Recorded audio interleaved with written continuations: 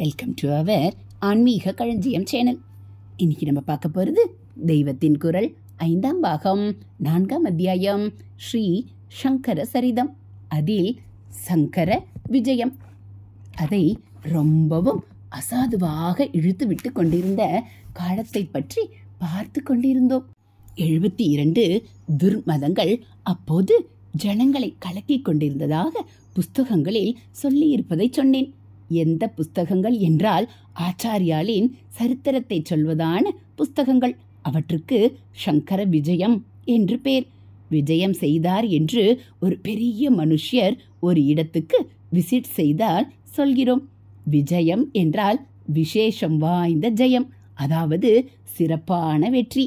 ராஜாக்கள் திசைத்தோறும் சென்று மற்ற ராஜாக்களை ஜெயிப்பது திக் விஜயம். இப்படியே ஜனங்களுடைய ஹிருதயங்களை ஒருவர் ஒரு இடத்துக்கு போய் அன்பினால் வெற்றி கொள்கிறார் என்ற அர்த்தத்திலேயே விசிட் செய்வதை விஜயம் என்பது. வாழ்நாள் முழுவதும் தங்களுக்குள் தப்பான எண்ணங்கள் என்ற எதிரிகள் தலையெடுக்க முடியாதபடி ஆத்ம ஜெயம் என்ற பெரிய வெற்றியை சாதித்து கொண்டு அதோடு லோக ஜனங்கள், பண்டித பாமரர்கள் அனைவர் மனசுகளையும் அன்பினாலும் அறிவினாலும் வென்ற நம் ஆச்சாரியால் போன்ற மகாத்மாக்களின் சரித்திரம் விஜயம் என்று பெயர் பெறுகிறது. இப்படி பல பேர் பல சங்கர விஜயங்கள் செய்திருக்கிறார்கள். அவற்றில் சிலவற்றில் இந்த 72 மத பிரஸ்தாவம் வந்திருக்கிறது. ஆச்சாரியாலின் அஷ்டோத்திர சதத்திலும் அர்ச்சனைக்கான 108 நாமங்களிலும் த்வி சப்ததி மதோச்சேத்ரே நமக என்று வருகிறது. 72 மதங்களை நிர்மூலம் செய்தவர் என்று அர்த்தம். ஹரஹர சங்கர, ஜெய ஜெய சங்கர. அடுத்து 72 மதங்கள். எத்தனை ஆராய்ச்சி செய்து பார்த்தும் அந்த 72இல் பலவற்றுக்கு பெயர் கூட தெரியவில்லை. இப்படி சொன்னவுடனேயே பார்த்தேலா, இந்த மாதிரிதான் ஆதாரம் காட்ட முடியாமலே கதை கட்டுவது நம் வழக்கம்.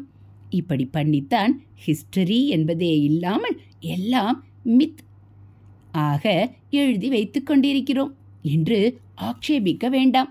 72 மதத்திற்கும் பெயர் தெரியாவிட்டாலும் 40-45 நன்றாக கண்டுபிடிக்க முடிகிறது.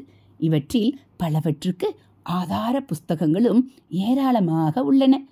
பல ஒரு காலத்தில் அனுஷ்டானத்தில் இருந்திருக்கின்றன என்பதற்கும் அழுத்தமாக எவிடன்ஸ் இருக்கிறது.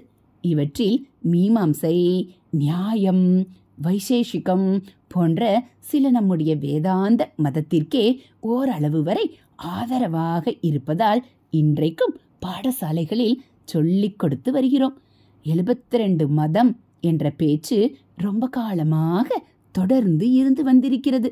ஆகவே நமக்கு அதில் சுமார் பாதி அல்லது அதற்கு மேலேயே தெரிவதால் தெரியாமற் போன பாக்கியம் ஒரு காலத்தில் இருந்திருக்க வேண்டும். இதில் கட்டுக்கதை ஒன்றுமில்லை என்று அனுமானிக்க முடிகிறது.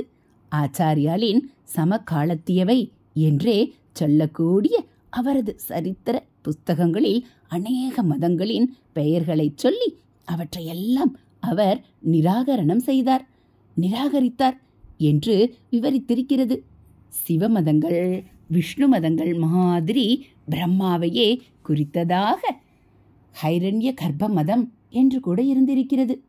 இந்திர மதம், குபேர மதம், இன்னும் மன்மத மதம், யம மதம் என்றெல்லாம் கூட இவர்கள் ஒவ்வொருவரையும் முழு முதல் தெய்வமாக வைத்து மதங்கள் இருந்திருக்கின்றன.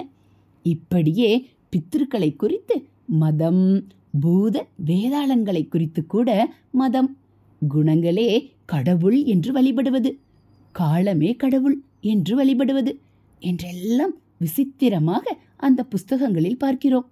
அதிக விவரம் தெரியாத இவை தவிர இன்னதுதான் சித்தாந்தம் என்று பூரணமாக தெரிந்த ஒரு 20-25 மதங்கள் இருந்திருக்கின்றன.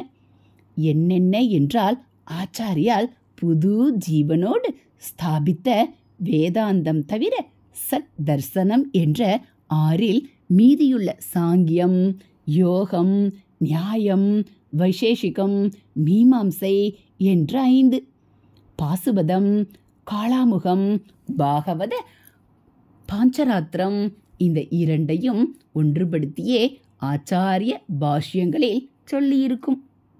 ஆகிய 4 தப்பான முறையில் அவைதிகமாக பின்பற்றப்பட்ட காணபத்தியம், கௌமாரம், சைவம், சாக்தம், வைஷ்ணவம், சௌரம் என்ற 6. இந்த 6ஐயே வைதீகமான சன் மதங்களாக ஆச்சாரியால் ஸ்தாபித்தார். வேத சம்பந்தமே கூடாது என்று அடியோடு ஆக்ஷேபித்து எழும்பிய பௌத்தம், ஜைனம் அப்பட்டமான நாஸ்திகமாக ஆத்ம விஷயமாகவே போகாமல் முழு மெட்டீரியலிஸ்டாக இருந்த சார்வாகம் என்ற லோகாயத மதம், பார்கஸ்பதம் என்று சொன்னேனே அது என்று ஒரு 20-25 மதங்கள் இருந்திருக்கின்றன. எல்லாவற்றையும் கூட்டினால் 40-45 தேரலாம் 72. பாக்கியுள்ள சுமார் 30க்கு பேர் கூட தெரியவில்லை. பேர் தெரிந்தவற்றில் சிலவற்றுக்கு மூல புஸ்தகங்கள் கிடைக்கவில்லை. அதெல்லாம் எப்படியானாலும் அந்த 72இல் எதுவுமே இன்று நம் தேசத்தில் அனுஷ்டானத்தில் இல்லை. பௌத்தம் வெளி தேசங்களில் பரவி உலகத்தின் பெரிய மதங்களில் ஒன்றாக இருந்த போதிலும் அது பிறந்த நாடான இந்தியாவில் இல்லை. ஜைனம் கொஞ்சம் கொஞ்சம் இருந்தாலும் நிறைய ஹிந்து மத வழிபாட்டு அம்சங்களை எடுத்துக்கொண்ட மதமாகவே இருக்கிறது. ஜைன் என்று பெயர் போட்டுக்கொள்ளும் பல பேர் ஹிந்துக்களோடு கொள்வினை கொடுப்பனை செய்து கொள்பவராக இருக்கிறார்கள். ஆச்சாரிய பாஷ்யங்களில் ஜைனம் விசேஷமாக அலசப்படவில்லை. இன்னும் சொன்னால் ஆச்சரியமாயிருக்கும். பௌத்த மத கண்டனம் கூட ஆச்சாரிய பாஷ்யங்களில் அதிகம் இராது. இந்த விஷயத்தை பிற்பாடு பார்க்கலாம்.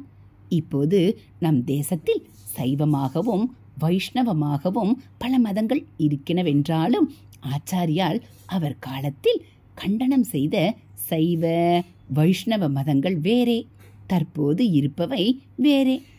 அவர் கண்டனம் செய்து வழக்கற்று போய்விட்ட மதங்களில் சில அம்சங்களை மாத்திரம் பிற்கால சைவ வைஷ்ணவ மத ஸ்தாபகர்கள் எடுத்துக்கொண்டிருக்கலாம். ராமானுஜாச்சாரியாரின் வைஷ்ணவத்தில் ஆச்சாரியால் கண்டித்த பாஞ்சராத்திர கொள்கைகள் கலந்திருக்கின்றன. சித்தாந்த சைவம் ஆச்சாரியால் கண்டித்த பாசுபதத்தை அங்கங்கே தழுவிக்கொண்டு போகலாம்.